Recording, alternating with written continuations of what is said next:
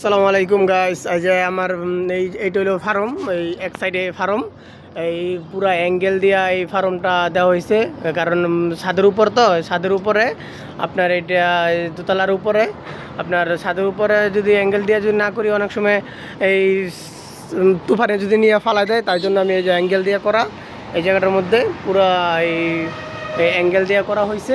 আর উপরে ইয়ার লাগানো হয়েছে, এই ফোম লাগানো হয়েছে। আপনারা দেখেন কত সুন্দর করে এই ফার্মটা দিচ্ছি। কারণ ভয় তো থাকে, সবারই থাকে, কারণ তুফানে যদি উড়ে নিয়ে ফেলায় তো আরেক সমস্যা, মানে বাঁশ দিয়া দিয়ে দেই তো সমস্যা থাকতেই পারে।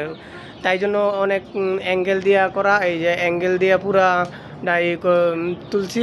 দেখেন এই জায়গার মধ্যে মুরগিও আছে, 100 মুরগি আছে, এই সব দেশি মুরগি।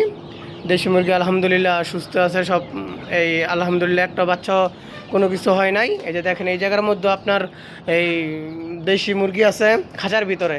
এই খাঁচার ভিতরে পালনটা হলে একটু ঝামেলা হয়, তাই এই জায়গার মধ্যে এই যে আবার এই জিনিসটা আবার এই পরিষ্কার করতে হয় প্রতিদিন। এই প্রতিদিন দুই টাইম পরিষ্কার করতে হয়, আবার নতুন ট্রে দিতে হয়।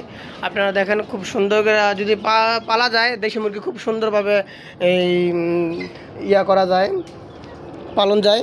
আপনারা দেখেন এই যে আমি ভিতরে ঢুকছি, আলহামদুলিল্লাহ দেশি মুরগি খুব সুন্দর, তারা এত উশৃঙ্খল করে না, আর এত যা ঝামেলা হয় না। আপনারা দেখেন একটা মুরগির, দেখেন এই যে দেখেন আমি একটা মুরগির দেখাই, মোটু কইছে এটা কি দেশি মুরগি নাকি বলতে পারি না, কিন্তু এটা হলো আমাদের লাগে অন্য জাত মনে হয়েছে। এই যে দেখেন এই জায়গার মধ্যে একটা মুরগি অনেক মোটু কইছে, এই যে মুরগিটা